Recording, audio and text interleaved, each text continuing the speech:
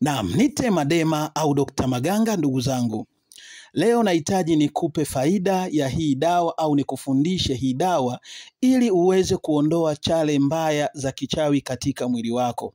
Chale hizi kuna watu wanaziita chale tochi, lakini kuna wengine wanaita chale kamela.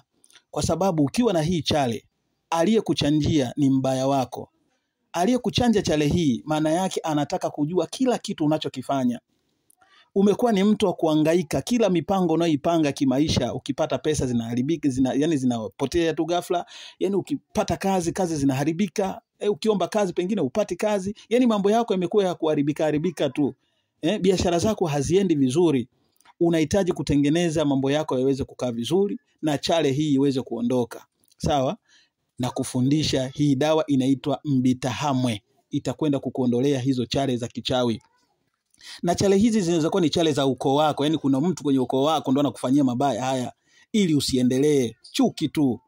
Lakini pia umo ndani katika familia yako, katika ukoo wako, kuna maagano mabaya ya kichawi. Mnasumbuliwa na mamizimu mabaya ya kichawi, majini wa kichawi. Unahitaji kujivua kutoka katika hayo maagano. Tumia dawa hii Mbitahamwe, itakwenda kukusaidia. Mambo yako yatakwenda vizuri kabisa. Umezunguka kwa waganga, umeogeshwa dawa na dawa, umechanjiwa dawa, umejifukiza dawa lakini hakuna, umepaka dawa lakini hakuna. Ondoa hii chale. Kwa uwezo wa Mwenyezi Mungu unakwenda kufunguka na utakwenda kukaa sawa. Na dawa hii ukienda kuitengeneza, ukibahatika kuitumia hii dawa, kama mbaya wako yuko ndani ya ukoo wako, hatokaa na wewe tena, hatotamani kukusogelea. Lakini hata kama ni mtu baki vile vile, mtabaki mnasalimiana tu kwa mbali. Hakusogelei. Mbitahamwe ni dawa ya kuondoa uchawi wa kila aina katika mwili, kupambana na mizimu mibaya na majini wabaya na uchawi. Inakwenda kukuondoa na kwenda kukuweka sawa kabisa. Utakwenda kukaa sawa kabisa.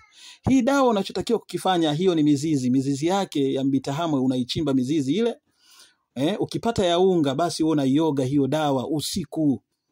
Na majani yake ukipata, unachukua majani ya Mbitahamwe, majani ya mkunju, sawa, na majani ya mtutukanga makubwa yale, mtutukanga yale mkubwa, achana na ile nyaya, kuna mtutukanga ule mkubwa. Hayo majani uwe unajifukiza nyungu siku 3. Ukikosa hayo majani, tumia mizizi yake tu.